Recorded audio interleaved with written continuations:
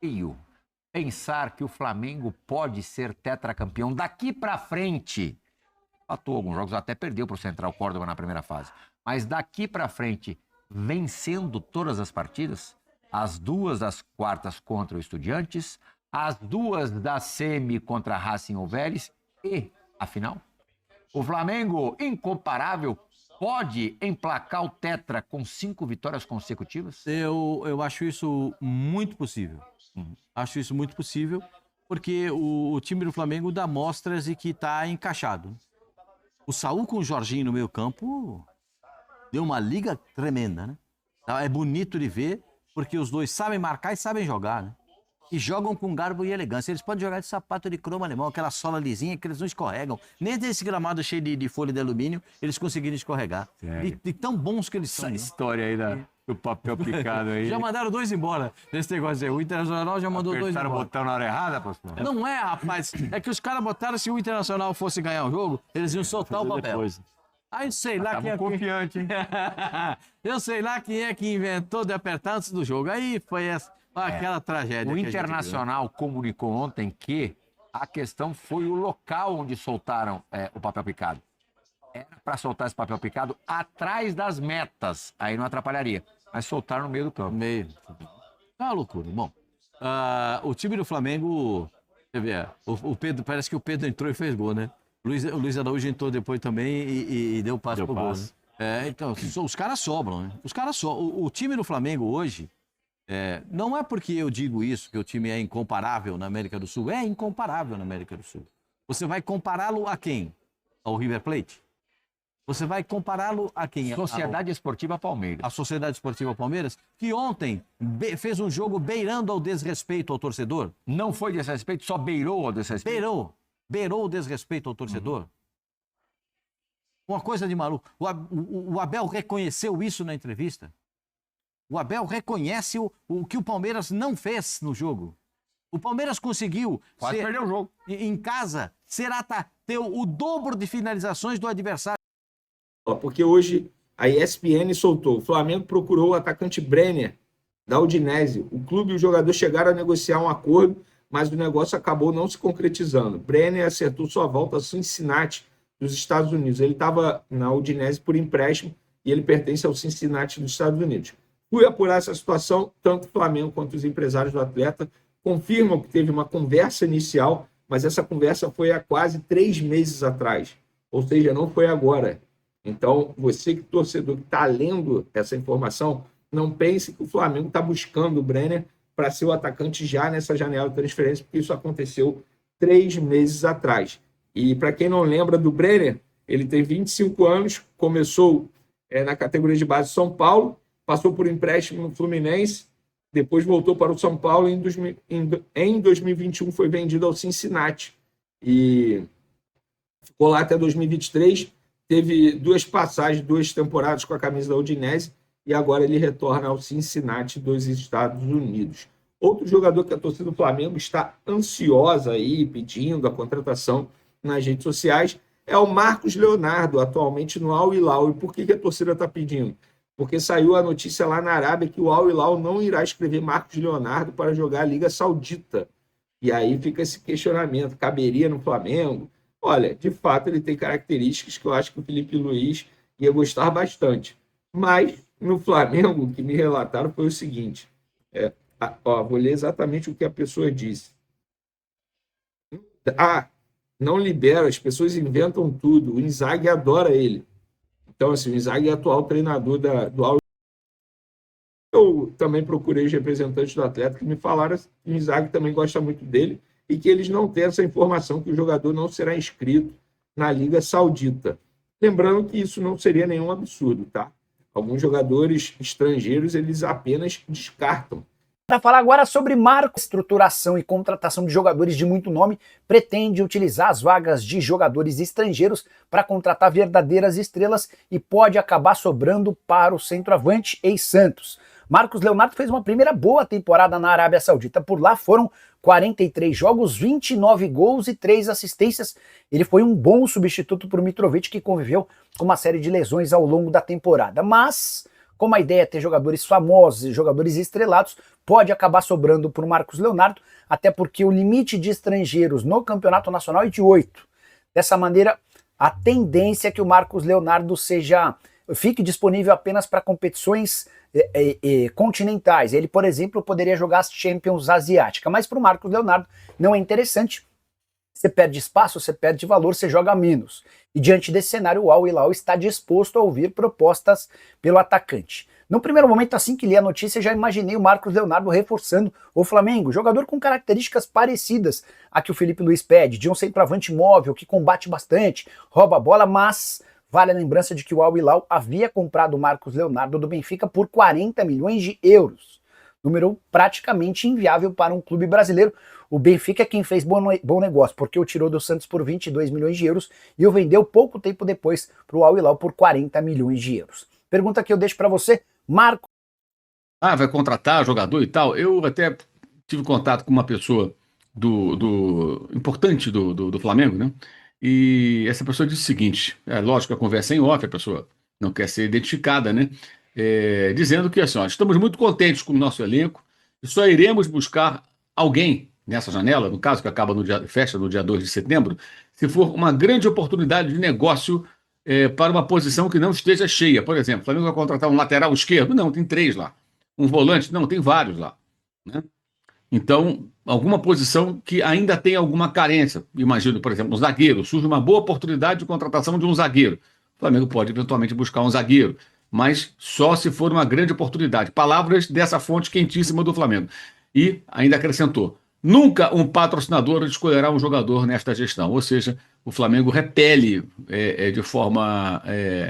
pessoal, não falei no começo, porque eu sei que vocês não gostam. Se inscreva no canal, deixe seu like, compartilha as suas opiniões nos comentários, beleza? Você já aprova, sim ou não, o Marcos Leonardo, ou é o Brenner, né? Que o Vene Casagrande trouxe aí. Para mim, qualquer um dos dois são ótimos jogadores. Mas vamos continuar aqui com um trechinho do Mauro César e vamos pular já para outro trecho aqui. Notícia importante, fica até o final do vídeo, beleza, pessoal? Você não vai pagar nada, é de graça. Deixe seu like, se inscreva no canal. Tamo junto e vamos continuar aqui com o vídeo.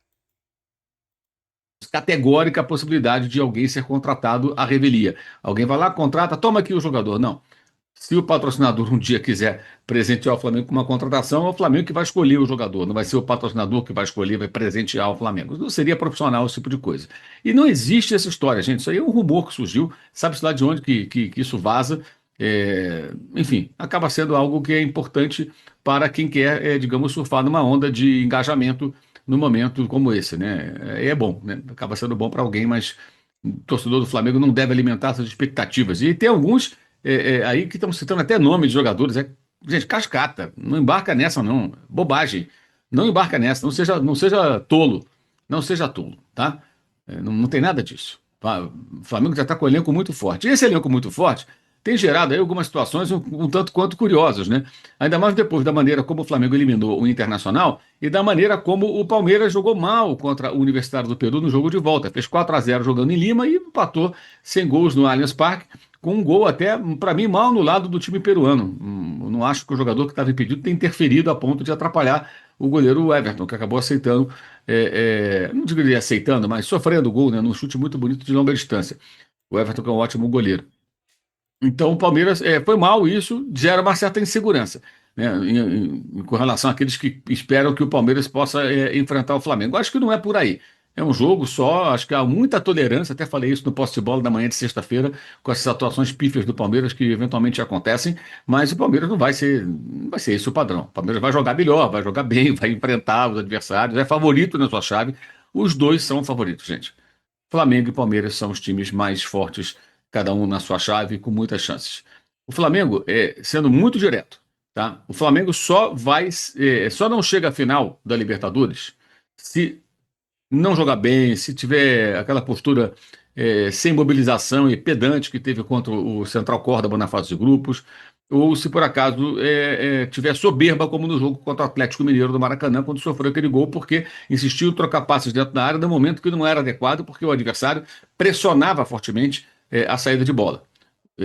O adversário do Flamengo naquela oportunidade, o Atlético Mineiro, não fez essa pressão o tempo todo. Fez eventualmente. E nesses momentos você tem que ter uma saída diferente, uma bola longa, uma bola esticada, não chutada que fada, mas buscando um jogador que possa tentar dominá-la na faixa central do campo, por exemplo, para daí o time construir alguma coisa. E grande, tem time gigante, mas o Flamengo é imenso e amassou o Internacional. Jogou com todo respeito à torcida colorada. Daqui a pouco a gente vai falar sobre isso. Parecia um time menor. Sim, incrível. Jogando contra o Flamengo. Um atropelo absurdo. E a pergunta é a seguinte: está aí o grande favorito para a conquista da Copa Libertadores da América? Sim. Cara, eu gosto de grande favorito. Tá sempre suando como... mas, cara, o futebol... O Palmeiras é muito eficiente. Tem feito uma Libertadores eficiente desde a primeira fase. O Flamengo fez a primeira fase fraca, né? Fez a primeira fase conturbada. Mas, dessas oitavas, mostra, com a chegada dos reforços, saídas, chegadas, que montou, por exemplo, ontem, e já no jogo do Brasileiro também, né? Foram 2 jogos seguidos. Essa trinca de Jorginho, Saul e Arrascaeta se mostrou algo assim muito forte, né? De um nível de controle de jogo, de agressividade, de maturidade, tática, de parte criativa, assim, muito forte. Mesmo com a fragilidade do Inter, era o Internacional em casa tentando alguma coisa, e não conseguiu. O Inter, muito cedo, se viu, assim, envolvido por esse meio campo e logo cedo começou a partir pra agressão, pra bater, perdeu o controle, perdeu a cabeça. Bateu muito, né? Bateu demais. Então, assim... Aqui, ó. A gente tá falando aqui. Que susto foi esse? Então, assim... Um susto. O poderio do Flamengo, eu vi depois do pós-jogo, muita gente chega em casa, não tentando diminuir, mas falando que mas também esse Internacional é muito aquém, muito fraco. Eu acho que tudo bem, é um Inter que vive uma crise técnica, era a volta do Alan Patrick depois de um tempo, o Carboneiro, que é um destaque do time, tava voltando, também tava no banco, mas acho que o Flamengo fez com que também ficasse o Inter... Ficasse feio na fita, sabe? Ficasse muito abaixo. Ficasse aquém. Você viu o Inter ali. E, assim, pra frente, eu acho que serviu muito também pro Felipe entender e acho que resolver algumas questões. Porque nas coletivas o Felipe sempre dizia, o Saul é o jogador que hoje joga aberto, de lado. Ele sempre falava, não, ele também faz o segundo homem, porque ele fez muito tempo lá atrás... no Atlético de Madrid. Só que ele mostrou o Felipe pôde ver na prática que o Saul pode muito bem ser o cara daquela função de segundo homem. E eu vi muita gente, por exemplo, um amigo meu, o Felipe Ribe, por exemplo. O cara é louco pelo Pulgar. Ele ontem mandou pra mim assim, Pulgar já rodou aí, hein? Se meio campo continuar tendo sequência, o Pulgar rodou. Não, no Flamengo ideal, o Pulgar rodou. Rodou. E outra coisa, aí você vê. Não sei. Olha qual é a reserva da volância do Flamengo. Pulgar e De La Cruz. Não dá pra cravar nada. É porque o Pulgar Alan volta ainda. só em... Mas essa Você tem três. Então, Três filas. o Pulgar é papo pra outubro, né? Não. Então, assim, é aquele negócio, a boa notícia, a maravilhosa notícia dessa entrada do Saul entrando muito bem como segundo volante, é que você não acelera o retorno do De La Cruz em termos de minutagem. Eu vou te dizer, você consegue dosar. Que o Saul jogou me impressionou muito, cara. Homem invisível. Porque, assim, ele parecia estar numa outra rotação em relação a 90% dos jogadores que estavam na saída do primeiro gol. Acho que foi no primeiro Tava gol. todo mundo em cima, ele deu um tapa que ninguém tava vendo. Pum, caiu assim, o sozinho. Pra mim, o melhor do jogo disparado, Saul. Assim, eu sou de 97, né? Eu já vi muita coisa de Flamengo. Foi, assim, atuação individual de meio-campista, assim, uma das maiores que eu já vi com a camisa do Flamengo. Tem uma atuação Como meio-campista, assim. do Gerson no 19 contra o Corinthians. Exatamente. Que é absurda também, então, com assim, gol, eu boto nesse patamar.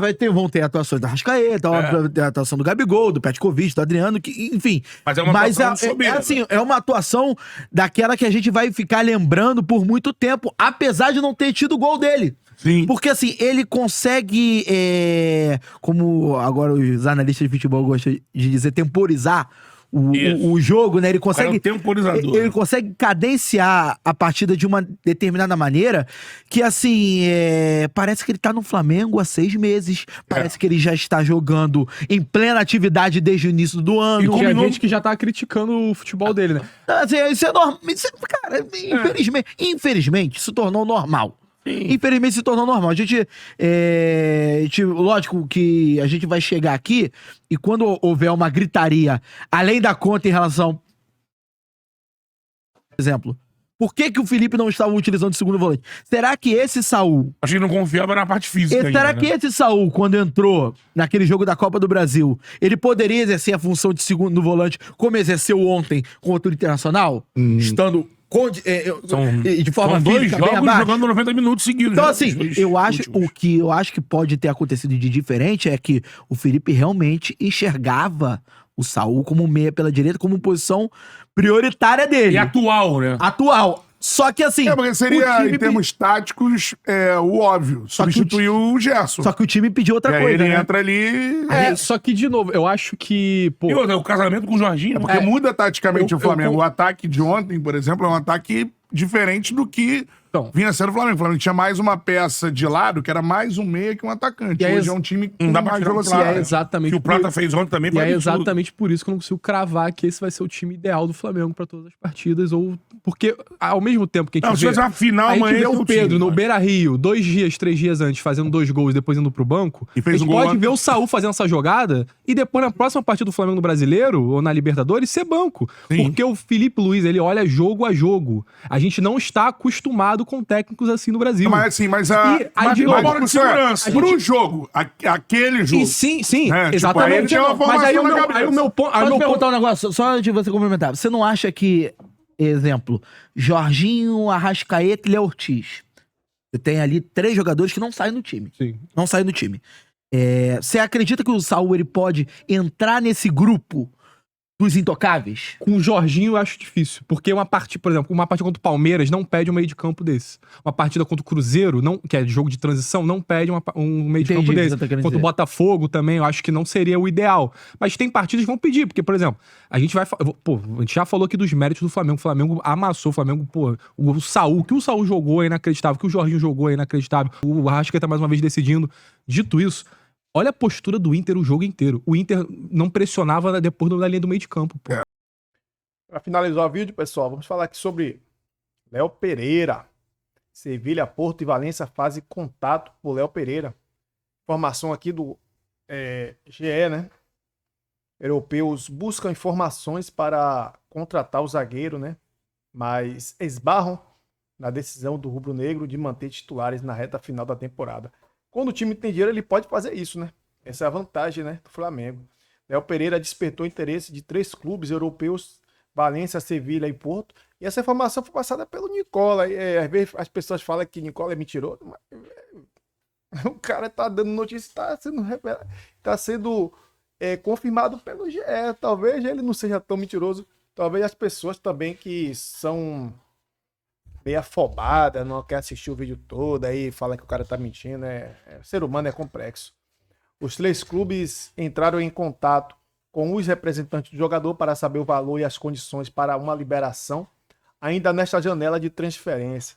O Flamengo informou que não quer negociar o jogador agora nessa janela de transferência, mas deixou o canal aberto para uma negociação na próxima janela, né?